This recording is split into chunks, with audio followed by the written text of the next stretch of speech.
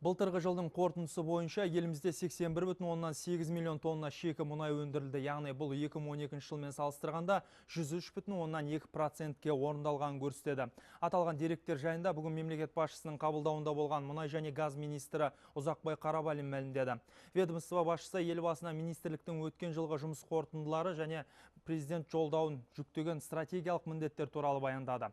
Министрдің мәліметінше, былтыр республикамызда өнделген мұнай көлемі 14,3 миллион тонна болса, өнделген газ көлемі 42,3 миллиард текше метрді құрады.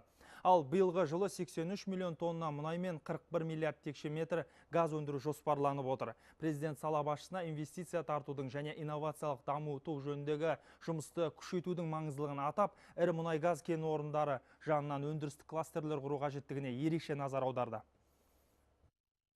Кешегі елбасының жолдауы бойынша жасалатын жұмыстардың бағытында талқылап, болашақта мысалы үлкен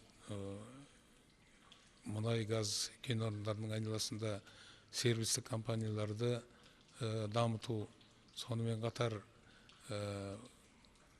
мұнай газдың өзінің де тиімділігін, жұмыстарының тиімділігін көтеру.